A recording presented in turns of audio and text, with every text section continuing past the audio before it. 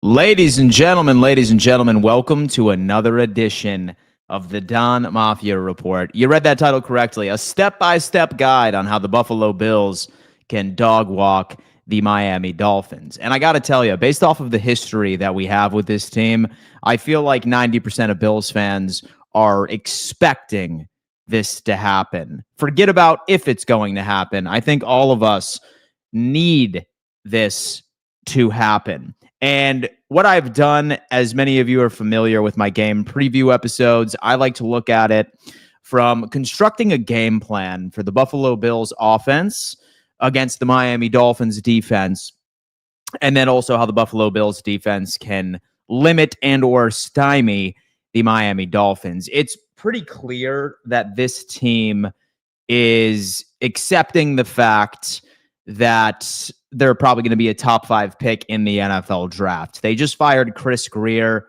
their GM. They were surprisingly quiet during the trade deadline. I don't particularly agree with how they went about it. If I was the owner of Miami, I probably would have had a fire sale to set up my brand new GM with quite a bit of draft capital.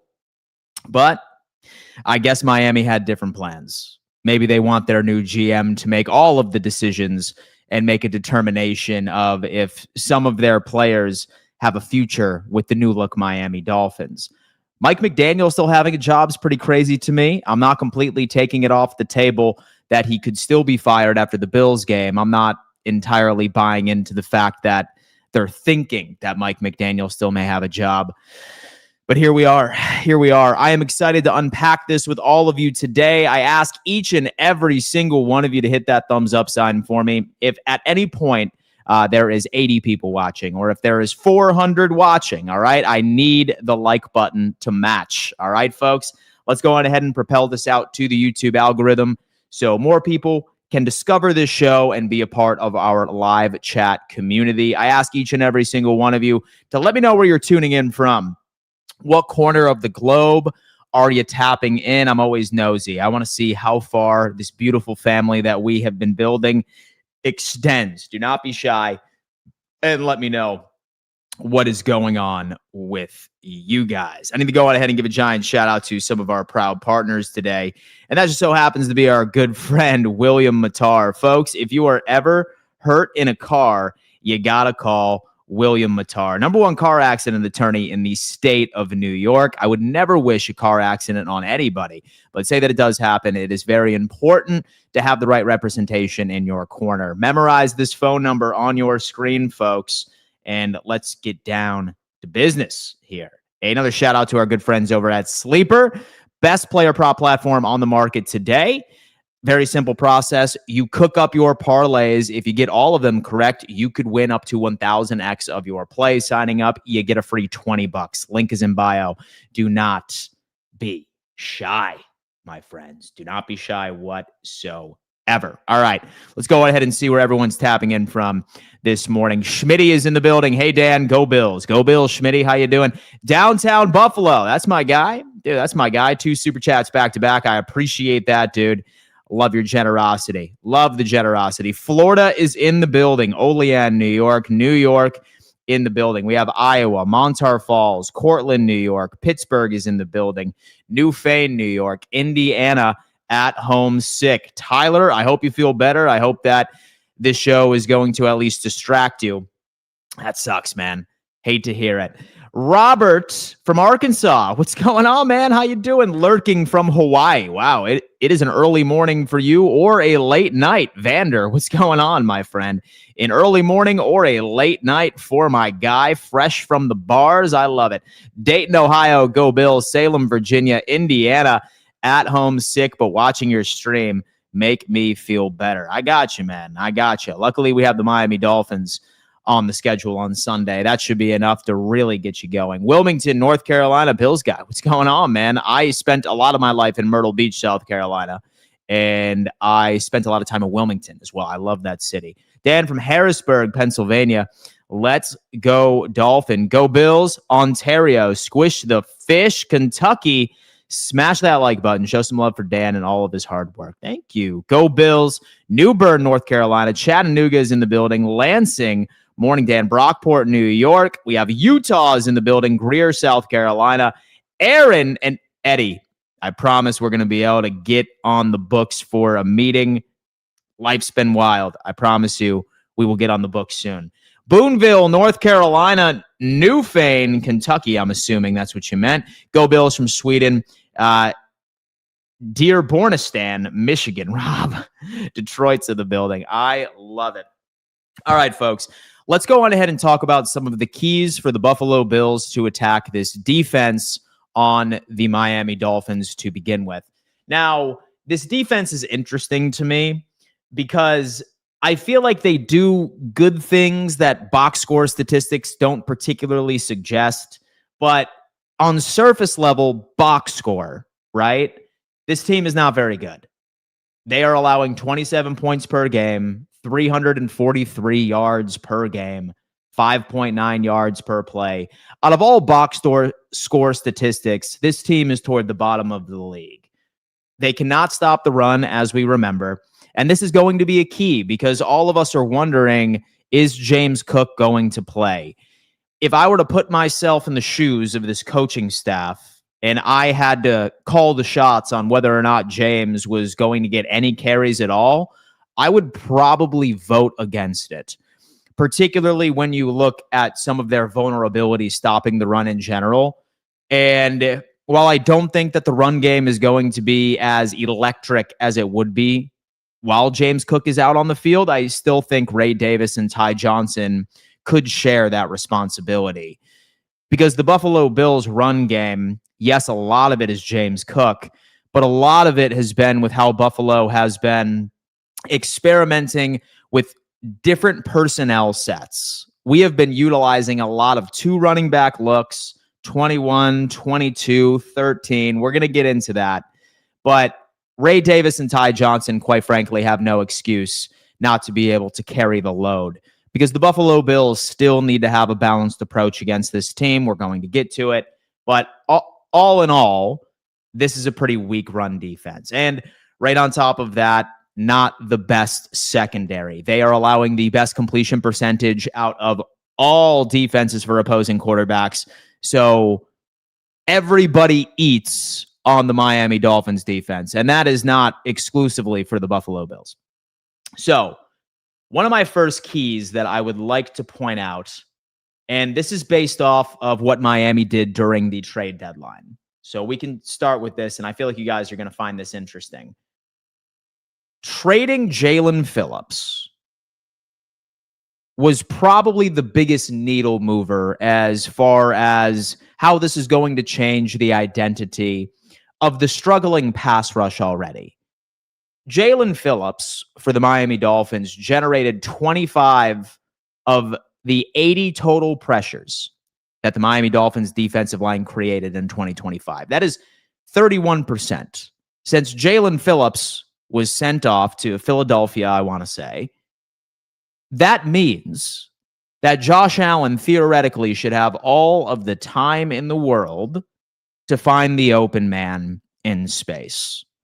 With Jalen Phillips, this Miami Dolphins team was 22nd in the league for pressure percentage. You take Jalen Phillips' production out of the equation, one could only make the educated guess that this pass rush is about to be significantly worse. Of course, you have Chop Robinson. Maybe Bradley Chubb has something to say about it. I haven't had an opportunity of really diving into the injury reports as of late. I'll probably do that on my second stream this afternoon or on the Bills Roundtable. But the fact that Jalen Phillips is off of this team, this just continues to say, like, we just saw a bad pass rush get a hell of a lot worse. And now we have a pretty clear mismatch with the Buffalo Bills offensive line and the Miami Dolphins defensive line. But that doesn't mean that Josh Allen could play a role in this.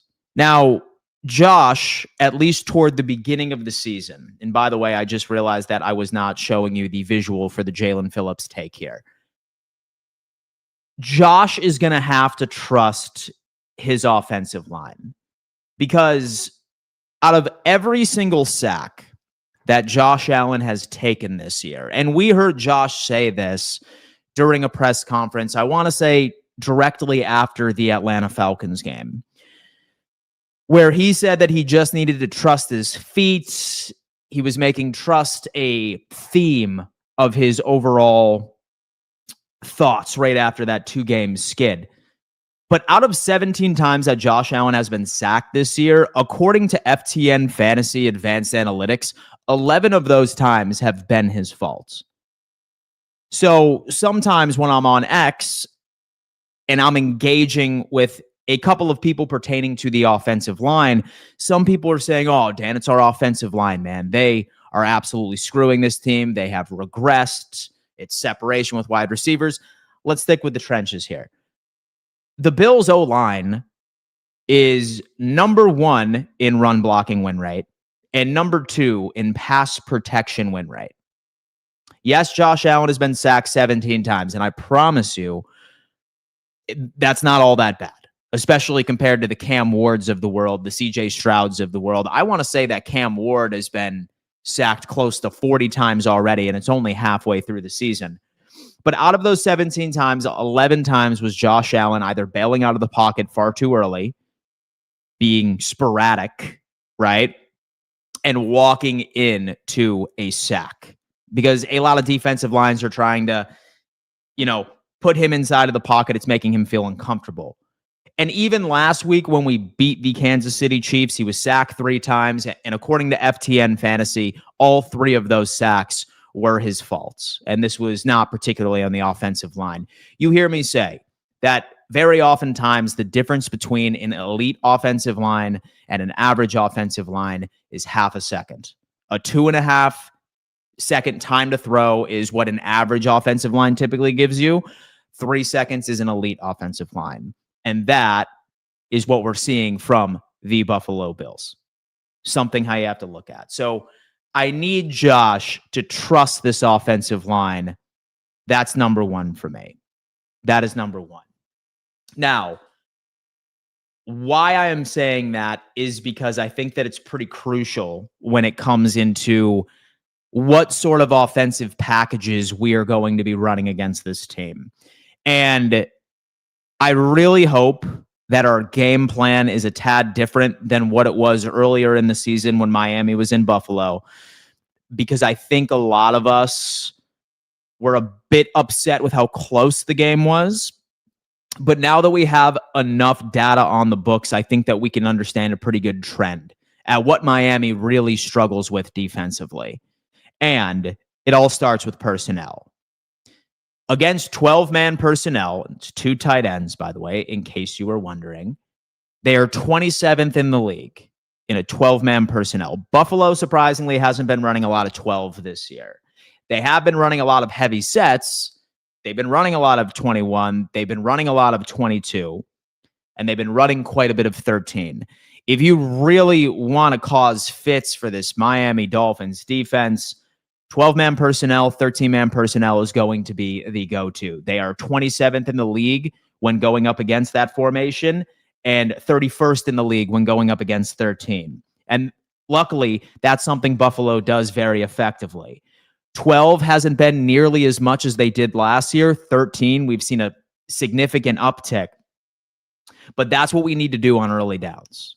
This team struggles against our heavy sets up front, utilizing Dalton Kincaid, utilizing Jackson Haas, who, by the way, is a thrill to watch in every single run blocking scheme I have seen from film so far this year, utilizing Dawson Knox in those 13-man sets. If we're going into this game with the potential of not seeing James Cook out there, we need to be able to give ourselves the best opportunity for Ray Davis and Ty Johnson to win. And those are going to be the formations for me on early downs. Followed by, I need them to transition over to 11.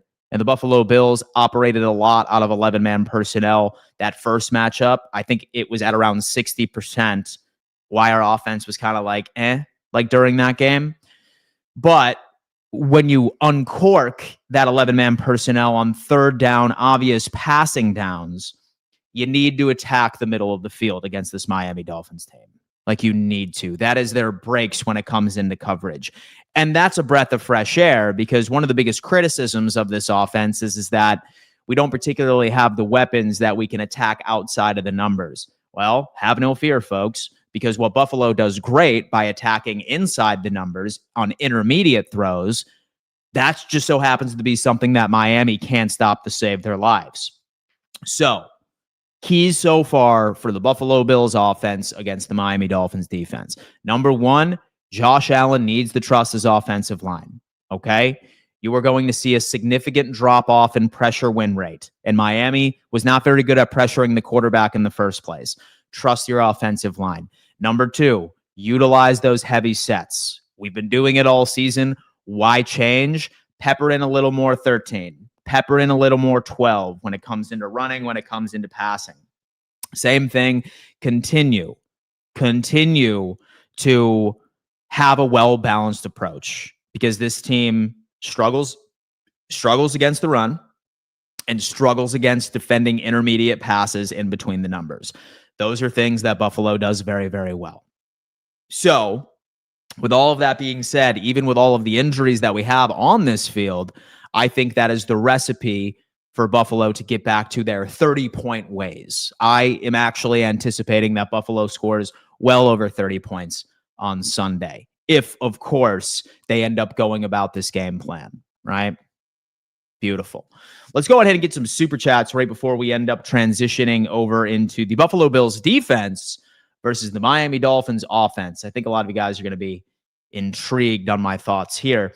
Jackson Heights, New York is in the house. Newbie driver, what's going on? How about 10 targets for Keon when the Bills are up 3 scores? Look, I am fine with giving an uptick in targets to Keon Coleman when the Buffalo Bills have a healthy lead. I really am, right? See, I feel like that the young man needs time to develop, right? I don't particularly think that he needs to be your focal point of the offense in close games and or we are playing from behind. If development is the goal, you gotta up his reps in the preseason. And obviously that helps nobody because that is looking in hindsight. But what you need to do is develop him in garbage time. I think that that's probably one of the best things you can. Now, I do want to give credit to Keon because Keon is an absolute unit when it comes into run blocking. He has looked very good against run blocking schemes. Very smart young man. All right. And he's very talented in that. But let's see. We have Juan is coming in the building. What's up, Juan? How you doing? A $10 donation, by the way, and I appreciate that. Newbie, I appreciate the $5 hairs as well. Good morning, Dan and everyone. Bills fans, since Dick Duran days, have noticed that Buffalo uses almost everyone. Why aren't they utilizing fullback Gilliam for short runs? Mix tush-push with Gilliam short run. So let me tell you what. Reggie Gilliam does not get enough credit for what he has done to this run game.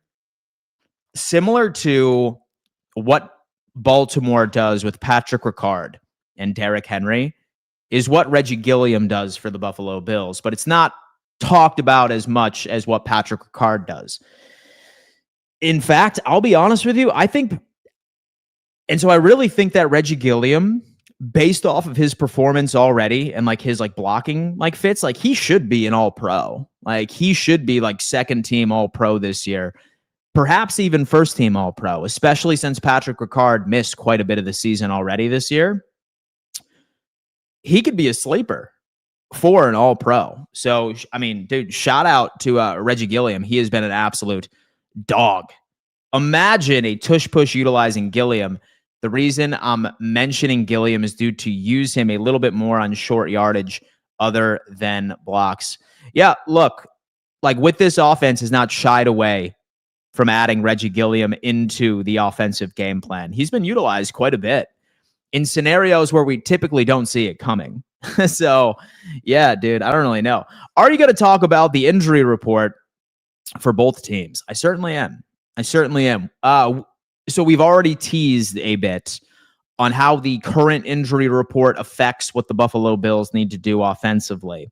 And we are going to unpack it and incorporate it into our defensive game plan a bit later into the episode as well. So have no fear, my friend. Tyler, I appreciate you tapping in with me this morning, dude. I hope all is well. We have Jesse saying, I'm a Bills fan. I love it. Gilliam's been on the Bills for 6 seasons. The Bills love that guy. The fullback position is slept on. That much I can tell you. Worried about the D-line for this game. If Bosa and Epinesa are both out, with Oliver and Hoyt both gone already. Well, I'll tell you what. This team, something that should make you feel better is Tua is very rarely pressured because he gets the football out one of the fastest out of any quarterbacks in the NFL. Like, dude just rifles the ball out of his hands very oftentimes close to about 2.1 to 2.2 seconds. We really didn't get a lot of pressure against Tua this past matchup, so we did. But he's not really much of a sack QB based off of what I think McDaniel is probably going to do in the first place. Look at a lot of behind the line of scrimmage type throws from Tua, very similar to what we saw this past matchup against them in Buffalo. I'm hoping Bosa should be good, right? He should be good. And even if he is not, he'll probably be on a snap count. And with AJ Epinesa has been on a heater. Just leave it to the Buffalo Bills, right?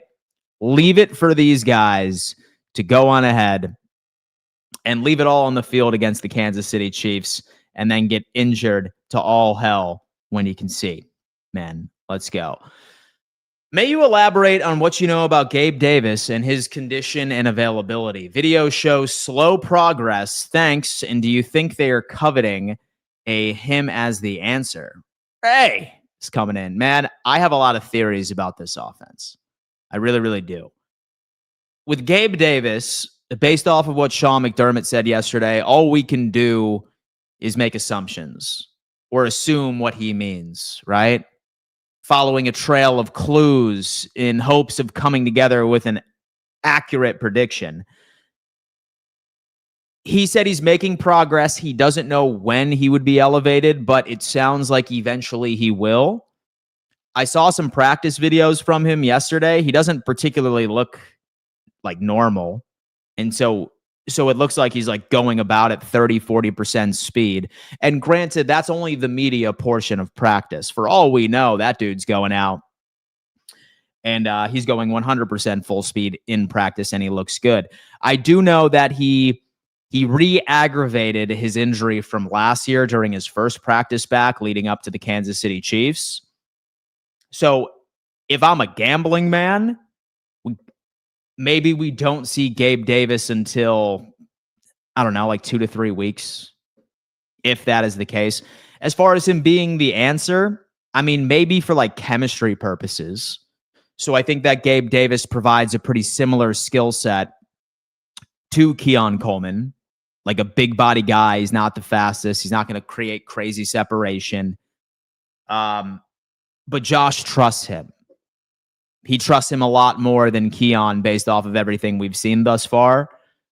So I think we'll see Gabe. It's not a matter of if, it's a matter of when. I am going to believe we'll be seeing him right in about like 2 to 3 weeks. Let's be real here. We could send out the Bills practice squad and beat the Miami Dolphins. Ooh, man. I love it, dude. I absolutely love it. All right. So let's go on ahead and talk about this Miami Dolphins defense. Oh, excuse me. So with their offense. So a big key to this game, and this tells a big story right here, because very oftentimes we would say that Tua's name was Tua turned the ball over, right? And we often said that at the beginning of his career, where for the most part, he took care of the football. Like, he really didn't have a lot of interceptions a couple of years ago. That year where Miami all but had the AFC East for the entire season until Buffalo stole it at the end. But he's really living up to that moniker right now. He's really living up to that moniker. Right now, he is tied with first place in the NFL for 11 interceptions. He has 12 turnover-worthy throws. That is tied for second. The book has been out, but an interesting tidbit is this. And this is really not a crazy take, because we've known this about Tua for almost his entire career. 10 out of the 11 picks that Tua has thrown so far this year has been in between the numbers on intermediate throws, or in between the numbers in general. What is something we've always said about Tua? It's a very lazy take, but while it's a lazy take, it's an accurate take. That Tua refuses to throw outside of the numbers. That has been the game script on this guy ever since he has been in the league. Number one, you take away his first read. He has improved in that metric at least somewhat. But this guy, at least what data is telling us, although that defenses are stacking the box and defenses are creating as much traffic as humanly possible in between the numbers, he's still forcing these throws in between the numbers. He refuses to go outside. He refuses to.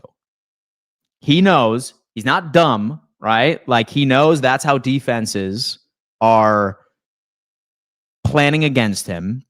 And I'm not sure if like his ego is there and he's like, listen, my arm strength is going to get by this. Like, I'm going to be able to thread the needle. But 10 out of 11 of his interceptions so far this year have been right in that sweet spot where Buffalo actually excels in coverage. Like, we're solid in coverage in that front. Milano, I mean, we'll see if Taron Johnson's good. I'm going to have to look at the whatever, but like, that's where we're at. So with that in mind, this is what I'm thinking that Buffalo does, like we always do. We need to anticipate that there's probably going to be a lot of pass attempts behind the line of scrimmage. They're probably going to focus on Waddle for any stretch of the imagination or any hope of establishing a downfield passing attack. And you got to know, vast majority of these pass attempts are going to be in between the numbers, right? We need to generate turnovers. This is the guy that you generate turnovers from. He's leading the league in picks. He makes mistakes. I'm pretty sure it's an ego thing at this point. Create turnovers because he's gift wrapping and handing them to you. That's a way and that's a recipe where you can see Josh Allen in a baseball cap by the fourth quarter. That's where we're going with this. Now, as far as other metrics that I think you guys might be interested in, so you are having a rushing attack between Ollie Gordon and Achane. I have no idea why I had a brain fart right there. You hear those names and you're like, oh man, like they're like a dynamic running back duo. It's thunder and lightning. They're really doing their thing. They are struggling as far as efficiency right now. Negative EPA per play on 197 rush attempts. A lot of this has to do with how teams are playing the run. A lot of it is. So what you should do, again, against the run, stack the box. Like last week when we had Dorian Williams literally on the line of scrimmage spying Patrick Mahomes, stack the box. Like, get Dorian Williams busy. Maybe Shaq Thompson's able to play. He did not participate yesterday, hoping for the best. Same thing with Matt Milano. Bring Poyer in, okay? I trust Cole Bishop single high nowadays. I do, especially based off of his performance last week. Force Miami into passing situations by shutting down the run. Focus run fits on Achane and Ollie Gordon, obviously. Now, here's a big thing that I feel like a lot of us aren't talking about. That game against Miami, and so I remember all too well because I was there in person, okay? This team, they converted 10 of 15 third down attempts. We can't have that again. No, we cannot have that again, okay? I want to put it into perspective that we were missing quite a few guys.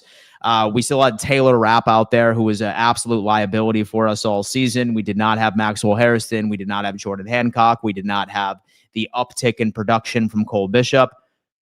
So I'm hoping that these third down conversions were a thing of the past. And I'm also hoping that Sean McDermott taking over play calling, we're going to be seeing a way more efficient third down defense. Last week, we held Kansas City to a pitiful third down conversion rate. There's no reason why we can't do it against Miami. Number two, we need to tackle. Okay. And we've been doing pretty damn good too. Like, we've been doing pretty damn good against the run for the past 2 weeks. We held this Chiefs run defense to some pitiful margins, right? Held Patrick Mahomes, one of the best rushing quarterbacks of 2025, to about 6 yards. And that was basically based off of scheme and what McDermott ultimately ended up scheming up for everybody. Okay. And more importantly, limit big time runs or explosive runs. You remember a couple of weeks ago when Buffalo was struggling against the run, I typically said, hey, look, this Buffalo Bills team, why they're so bad statistically against the run and why their numbers are so bad are based off of the explosive runs that we have been letting up. Explosive runs, to me, is not a run defense stat. That is a tackling stat. And the good thing about it is for the past 2 games, and do not sleep on the Carolina Panthers, they have one of the most efficient rushing attacks in the league, top 3, and the Buffalo Bills were able to stymie that. So when it comes in, and I want to go on ahead and pull this up, where the Buffalo Bills were for explosive runs for the beginning of the season and why it was such a problem was the Buffalo Bills were 34th, had 34 explosive runs against them. Okay. 16.1% of the time. That is season wide. But if you want to look at the past 2 weeks, and this is probably the McDermott effect, and this is everything else, you ultimately end up going into how many explosive runs the Buffalo Bills have let up for the past 2 weeks. We have let up 2. We were quite literally allowing 6+, 7+ explosive runs each and every single game. And we have been top 10 in the NFL. What does that tell you? That tells you that tackling has improved significantly. Thank the Lord. Benford's been struggling a little bit in coverage. Still a quality run tackler. Max Harrison, while undersized, he is a willing run tackler. Hancock, willing run tackler. Liabilities in missing tackles. Taylor Rapp on the IR. And so I wish you the best in your recovery, but damn, you were hurting us out there. Right? Matt Milano is out for a couple of games. So improve this trend. We should be happy because the one thing about this defense that pissed us off the most, third down conversions allowed, we cleaned that up. And second, run defense has improved significantly, largely because the Buffalo Bills have only let up 2 explosive runs throughout the past 2 weeks. Run defense, significant improvement. So, keys for the game for the Buffalo Bills defense against the Miami Dolphins offense. I'm not sure what this defensive line is going to look like. But in my opinion, even if Bosa does sit out, AJ Epinesa does sit out, this offensive line over Miami really doesn't give you a lot of opportunities to get to Tua in general because he gets rid of the football so fast it doesn't matter. I mean, shit. Like, I'm pretty sure that we didn't sack Tua once on that first game we played against him in Buffalo. It's how fast he gets rid of the football. Very short average depth of target. Now that Tyreek is not out there, now that Darren Waller is back on the IR, I think they're going to be peppering. Same thing with Achane right behind the line of scrimmage. So Washington as well. So I'm not so much concerned about us missing out on the defensive line because we weren't going to get opportunities in the first place. That's my overall take. All right. So second, we take the football away, stack the box, and focus all of our attention and coverage in between the numbers. He's not going to target. He is not going to target outside of the numbers. I'm very interested to see how Max Harrison does against Jalen Waddle. And because Max Harrison has won the hearts of every single Bills fan for the past couple of weeks, especially with how he did in Carolina and especially with how he did against Xavier Worthy, especially with him picking off Patrick Mahomes. Do it again. Because we could say that, hey, like we drafted Max Harrison for Xavier Worthy, but in reality, we drafted him for Jalen Waddle. Like, that's who we truly drafted him for. Him and Tyreek Hill. Like, we wanted to go on ahead and have a guy that could run stride for stride with absolute speedsters. You draft to have answers for your speedsters out on the outside. So Max Harrison should be this. Palmer is limited. You think we will see him? Well, you know what? It's a great segue. In fact, I think that we might as well pull up the Bills injury report and let's take a gander. All right. Talk to me. So, folks, we are banged up, brother. We are banged up right now. Okay, you have Christian Benford with a groin injury. From what I understand, this one occurred in practice because during Sean McDermott's press conference yesterday, he had no mention of Christian Benford. This happened. Have Terrell Bernard, he was limited. And we have a considerable amount of did not participate. 6 to be exact. Shaq Thompson. You have Daquan Jones, who is still recovering from the calf that he blew in pregame warmups against Atlanta. Like, you can't make that up. Taron Johnson with a groin injury. He was a did not participate. Shout out to Cam Lewis. He played well. I thought Cam Lewis actually played relatively well while he was out there. You have AJ Epinesa with a concussion. Not feeling too good about him playing.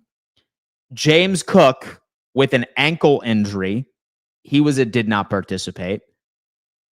And let me tell you what. This is where we take a look at this, because as soon as when I saw James Cook present on the injury report, I immediately went over.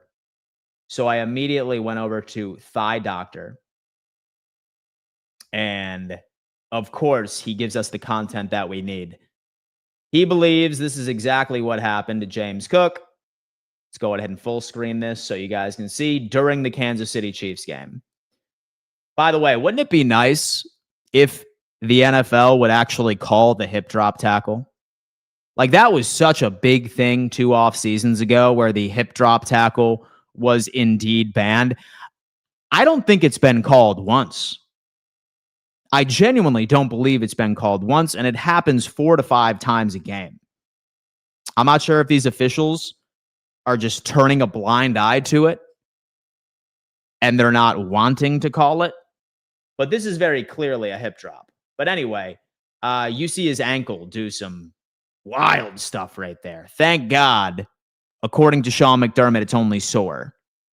That's where we're at. But that's what we're looking for with James Cook. He got bent like a damn pretzel right there. But once we end up going back to the injury report, say that I was a gambling man, I would be shocked if James Cook played. Because why? Like, why? Why would we play James Cook against the team that is toward the bottom of the league in stopping the run? As long as you have the appropriate personnel fits, Ray Davis and Ty Johnson should be able to get it done. And even if the Buffalo Bills can't get stuff going in the run game, this is also a team where you can pass against, specifically in between the numbers. So in my opinion, like, rest James Cook, rest Joey Bosa, rest AJ Epinesa, rest Taron Johnson. If say that Daquan Jones can go, I would love to see Daquan Jones. But Phillips as well, he's good with the wrist. And then Shaq Thompson. I probably would like Shaq Thompson out there. As far as needs for me, right? Like, as far as needs. Say that Benford is out, I would not feel comfortable with that at all. Okay? And say that Shaq Thompson is out, I would not particularly feel comfortable. Shaq and Benford are probably some of our best run tacklers that we have. So between both of them being out, I think those two are probably my two biggest concerns. Everybody else really doesn't move me. Let's hope for the best, and let's hope that Palmer is going to be good to go, because we need that guy back. He looked good against Atlanta right before his knee ended up getting injured. But, I mean, that's me. That is me. All right, we have Amateur Genius. You think we can get a decent vet to come in the wide receiver room? Anything even out there? We have Amateur Genius 36 is in the building. There is nothing available. Like, absolutely nobody available. Like, not unless you want to bring Michael Thomas out of retirement from 2023, right? Like, I feel like every quality wide receiver that is a free agent just does not exist. We have to roll with what we have, right? But that doesn't necessarily mean that that's a bad thing, right? Because so many people wanted speed. And guys, look, I got to tell you, like, based off of some deep research I have been doing, like, when it comes into traits, so Elijah Moore and Curtis Samuel have the traits to be the guy that we so desperately want. But Joe Brady just doesn't utilize them in that way or in that capacity. I was curious too, because you know what? I was sitting here and I was just like, out of all of the go routes that have been called, who has gotten the most go routes? Who has gotten the most go route calls from Joe Brady this year? And I think you're going to be shocked where it is. Here, let me go ahead and find this right before I put it up. Okay. So far this year, you have Keon Coleman with 40 go routes called. Why is Keon Coleman asked to run 40 go routes? Why? And while Elijah Moore, 28.4% of his routes have been goes, he has only been asked to go 19 times. And surprisingly enough, he has a pretty damn successful go at it. He's pretty good at it. Surprisingly enough, when he lines up outside, he's fast enough. Same thing with Curtis Samuel. Only 8 go routes so far this year. Why on earth is our slowest wide receiver running the most go routes out of anybody on this team? Why? Right? I believe Joe Brady can get it done. Okay? I think that we're going to start seeing this incorporated into our overall pass attack. Because go routes aren't particularly, I want Josh Allen to throw a piss missile outside the numbers 40 yards downfield for a completion and a 90-yard touchdown. Sure, I'd be freaking out in a good way. But what that does, dude, like, just having Elijah Moore or Curtis Samuel run those goes, they're both fast enough. That takes the top off of the defense. And that literally puts an entire zip code in the middle. So you could have Moore run a go route as the X, have that corner follow him, right? And then also end up distracting the safeties over the top. That leaves open a giant hole in the middle for a still 20 to 30 yard gain for Shakirs of the world, for Dalton Kincaid of the world. My thing is that I need Elijah Moore to run more go routes. That's me. He's fast, dude. Let him run a go route. You don't need to target him each and every single time. Let him be the one running the goes. Because no one's biting. No one's biting that Keon Coleman's going to be the read on a go. Like right now. Like nobody is. That's how it is. I was hoping for linebacker Logan Wilson from Cincinnati. And just to get some more depth at linebacker. Because Milano can't stay healthy. And Bernard is struggling. And now Shaq Thompson is hurt. I don't trust our depth. Yeah, dude, you know what? Like, we just stood pat and did not make a move. So we shall see. Moore caught a bomb against the Chiefs and need more of that. Get more on go routes. More go routes for Moore. I feel like we need some t-shirts for that. I think Moore will be targeted Allen seems to be looking to him more. Maybe it just took time for him. Wow. Wow. 3 mores. Man, I love that. And some wordplay. Question, has Keon Coleman ever had a reception when running a streak and or a go route? Maybe a couple of contested catch situations. But most of his positive plays have been yak. And yak's not a bad thing. In fact, I'm working on a theory, and we know how sensitive some people get. So when they hear a football opinion that doesn't align with theirs. So strap in, folks. Strap in. For me, I feel that the Buffalo Bills, in general, yards after the catch, far more important than separation. Far more important. It would be nice to get both. But yak, greater than separation. And here, let me go on ahead and throw my propaganda your way. Here you go. I was curious. And so I was just like, you know what? Like, what teams are leading in separation? And it's very hard to find separation stats. Like, you can go on like next gen statistics. But I noticed, based off of collective separation, the top 10 teams, only 3 of them had a winning record.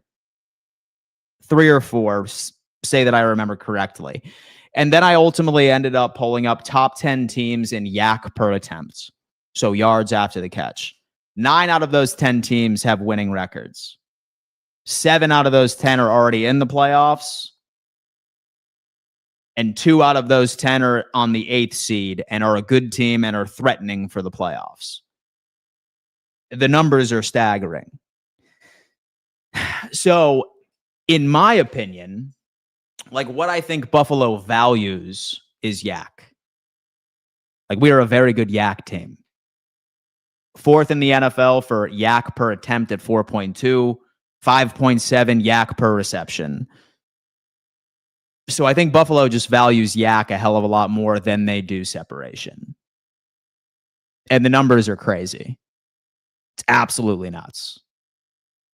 Like top 10 teams in separation. And of course, with these stats are very wonky. And it took me a while to put together.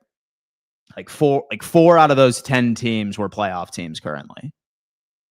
But then when you look at top 10 yak teams, 9 out of 10 of those have a winning record. It's crazy. It's crazy, dude.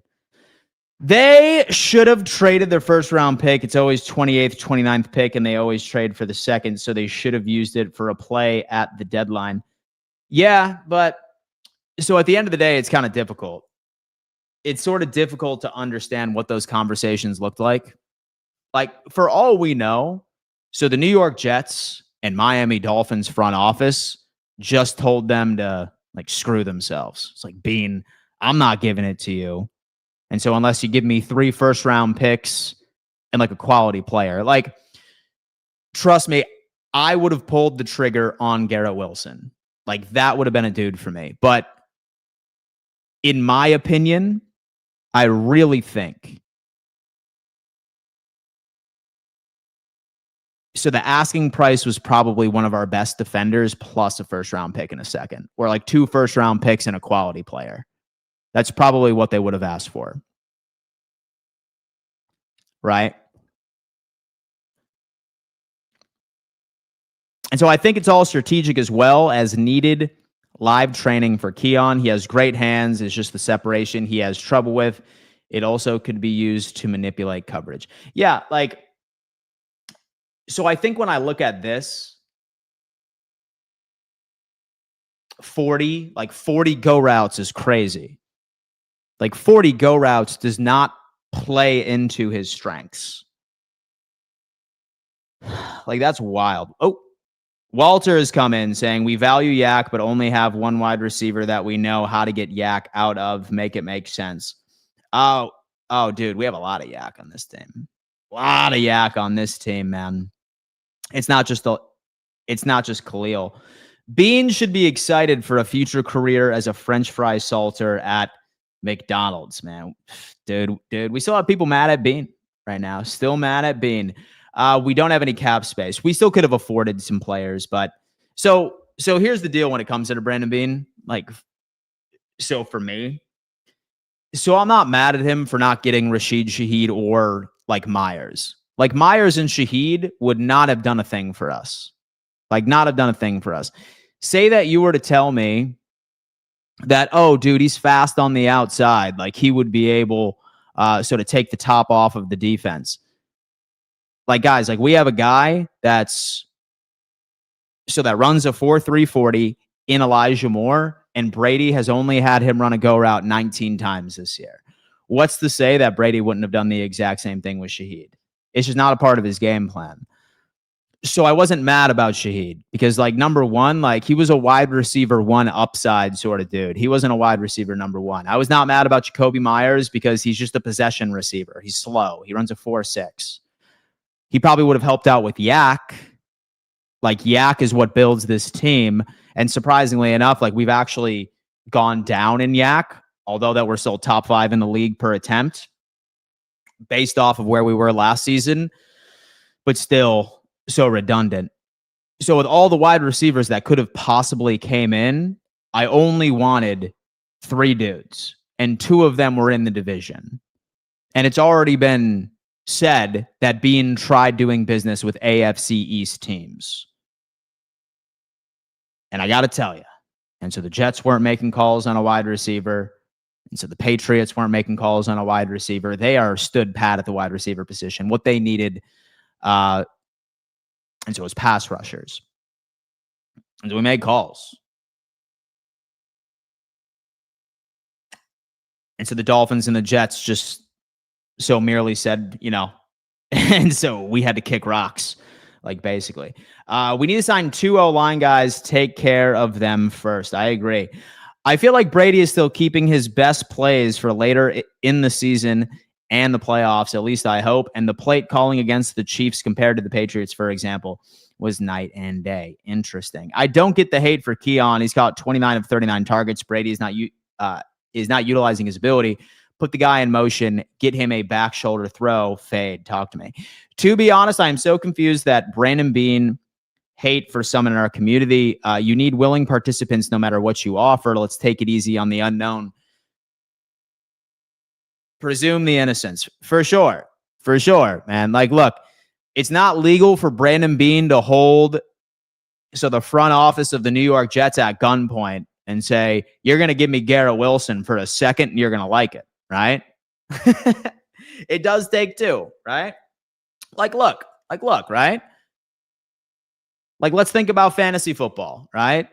Like, you're trying to make a trade to a buddy, and like you give him a deal, like a good ass deal, and he says, nah, I'm keeping this guy. Screw off. Same thing, except for at a much higher scale. And so I hated when you in the AFC East Roundtable go off the live on Tuesday. So with the other people are so boring. Oh, man. Well, thank you so much. I appreciate that. I heard Pats tried to trade for Pollard and the Titans told them to pound sand because of bad blood. Yes, I have also heard that the owner in Tennessee has some bad blood for Vrabes. Excuse my dictation. Never understands me.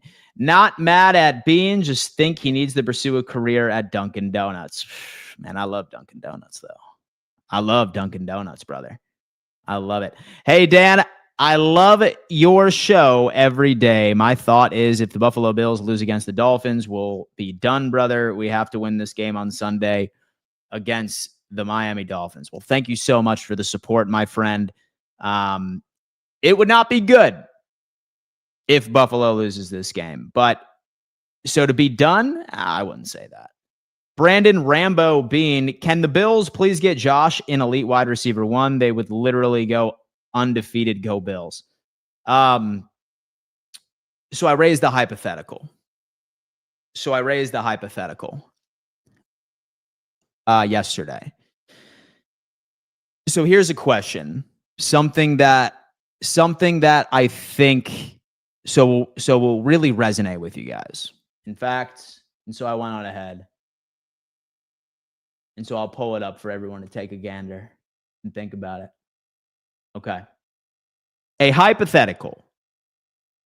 Would you add Jamar Chase to this roster if it meant we had to get rid of Deion Dawkins, Spencer Brown, and Osiris Torrance? That is the hypothetical question. And you know what? Some people think that that's too much. So let's do this. Would you add Jamar Chase to this roster if that meant Deion Dawkins and Osiris Torrance were no longer on this team?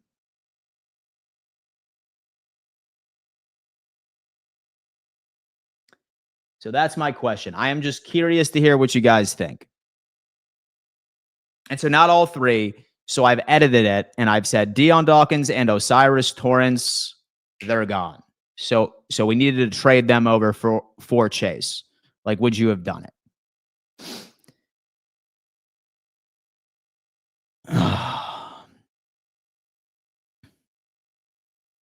Exactly. 999, right? And we have Sarah coming in and saying, so then Josh gets hurt like Burrow? Absolutely not, for sure. So there's typically a commonality when it comes into elite wide receiver number ones. Number one, like you need to be so there's prices to pay for an elite wide receiver number one. So you need to be an awful team so that you can maybe get a top 5 pick in the NFL. Maybe top 10, but how is Roma Dunze doing for the Chicago Bears right now? Exactly, right?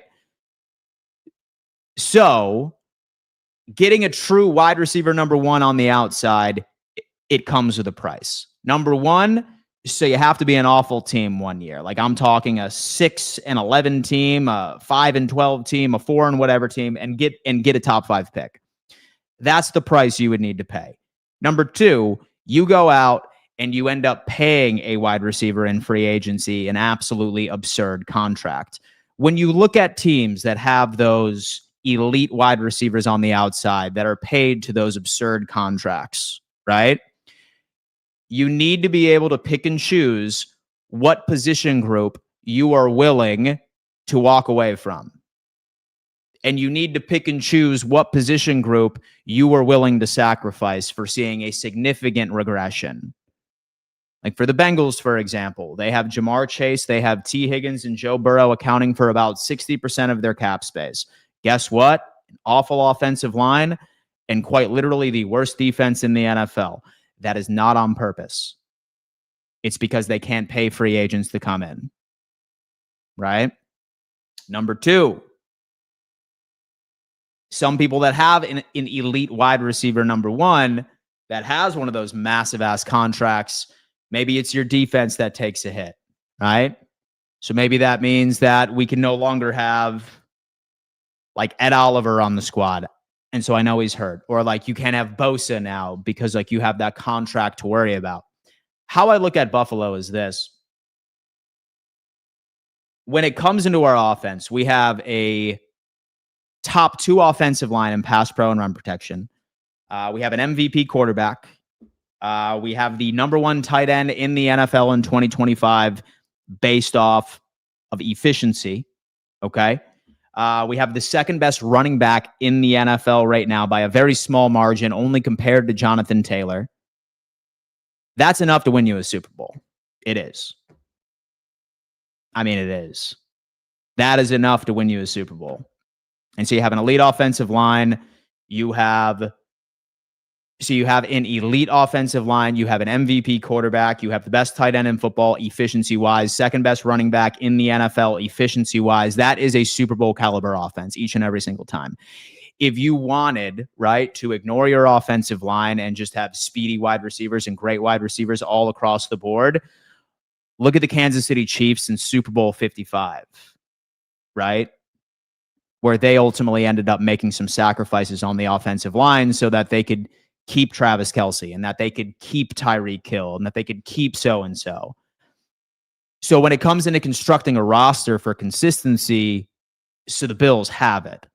So my question to you is, yeah, like I'm fine with Buffalo being able to acquire a wide receiver one right in free agency, but like you better suck for 1 year and have a top 5 pick, and that's not even a guarantee. Or you better go off and like sign someone to some crazy ass contract, and you have to tell me where you're going to sacrifice anywhere else on this team. It's how it is.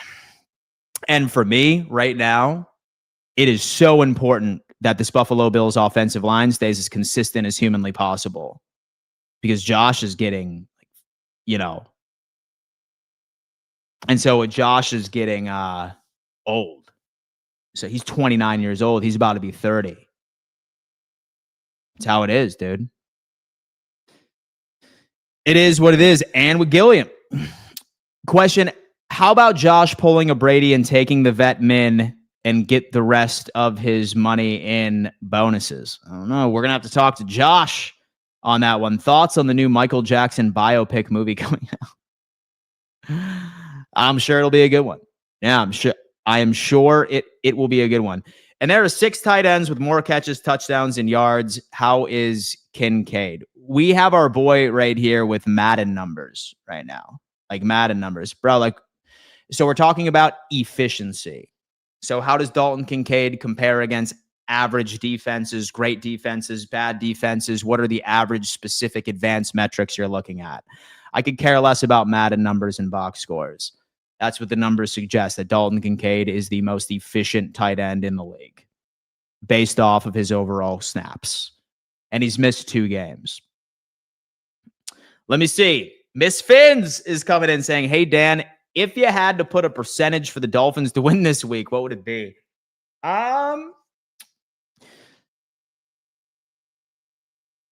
So it's higher considering how injured Buffalo is.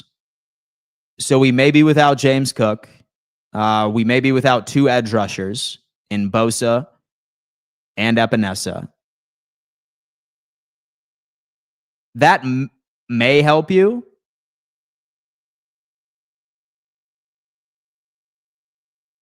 I'd say 20%. I'd say 20. Say that we were healthier, I'd probably say it was closer to 5. Thoughts on Dan losing in fantasy this week? Relax, JD. Relax, man. I was a waiver wire merchant. Michael Jackson was the true definition. Oh, yeah, baby. Let's talk about that. With Kincaid only played 35% of the snaps against Kansas City and still put up the numbers, he is good to go and must be a big part of this offense as anybody. I would love for him to trend closer to 50 to 60%. I could only assume we're trying to slow walk him back off of his injury, I guess. But, I mean, yeah, dude, like, make no mistake. Dude is wildly efficient. He's very good. He's making the most out of all of his snaps. Is Dan's fantasy cooked? No, not at all. I'm 5-4 right now in my league. And so I went on a bit of a losing streak. I had a couple of terrible bye weeks. And so I had a couple of like guys lay an egg, but have no fear, it's coming, right? And so I was fortunate enough to get JSN and Jamar Chase. Surprisingly enough, with JSN has been carrying my team, and Chase, for the most part, has been a complete no-show. Man, thoughts on the new Super Mario Bros. Movie coming out in April? Dude, what is this, man? What is this, bro? So I will tell you what, I am thrilled about the Christopher Nolan movie coming out next year. It's the Iliad. Man, I am excited about that one. And so I'm a big Marvel nerd too. And so I'm super excited about that new Spider-Man movie. I'm super excited about Avengers as well, which should be coming out Doomsday. Yeah, dude. It's going to be a solid movie year in 2026. Is there a world where we cut Knox after this season and use Hawes as a number 2? Yes, there is. Let's talk about that. Have you watched any Chad Powers yet? I have watched Chad Powers. If you have not watched Chad Powers, guys, watch it. So I know, like, when you look at the previews, you're probably telling yourself, this looks like a pile of dog water. It's not. It is a very good show. Very good. I loved it. I really enjoyed it. Man, thoughts on Avengers Doomsday in May 2026? Man, I can't wait. Dude, I cannot wait. Hey, Dan, how many yards do you think Allen gets on the ground with our D-line woes? That's tough to say, Miss Fins. So a part of me wants to say that Josh may be running more than usual to account for the fact that James Cook may not be out. So what's his line at right now for rushing yards? Say that it's anywhere below 25, then I will take the over. But say that it's anywhere north of 30, I'd be a bit more skeptical on that one. Isn't that the name Eli Manning used when he ranked the college team Chad Powers? Yep. Yeah, man, most definitely. It is on Hulu. It's a very good show. Super funny. Watch it. Allen will get 6'7" rushing yards. Good God. Stranger Things, November 27th. Oh, dude, I know. I know, man. I know. What receiver steps up the most in the second half of the season, and do you think we will pick up someone in free agency? No, I don't believe that there is really anybody worthwhile in free agency right now. Hot take, I think it's Elijah Moore. I have a funny feeling that that Elijah Moore is going to be that guy for us. Thoughts on Levi Stadium? So I'm going to be there, which is fun. So me and the guys went to the Super Bowl last year for like media purposes, and we just signed up again for this year. So while I can't guarantee that Buffalo is going to be at the Super Bowl, I can guarantee that your boy will be at the Super Bowl, and I'm very excited. And to give you guys some comments. As a YouTube TV customer, I can't believe I can't watch college football on ABC, ESPN, or Monday Night Football. Anyway, screw Disney and their corporate greed. Assholes, man, right? I have begun saying 6 or 8 instead of 6 or 7 to avoid my teenagers doing that brain rot stuff. And so I don't blame you. I really don't. Folks, thank you so much for tuning in to another edition of the Don Mafia Report. Guys, as a reminder, I am live Monday through Friday at 10:15 a.m. EST, breaking down everything pertaining to the Buffalo Bills. Again, I'm confident that the Buffalo Bills can win this game based off of the weaknesses from Miami. But then again, will the injuries play a role? I've laid out the game plan offensively and defensively. So let's hope for the best. Thank you so much. I appreciate you guys for tapping in, and I will see you here in a bit on 4th and Forever. Peace.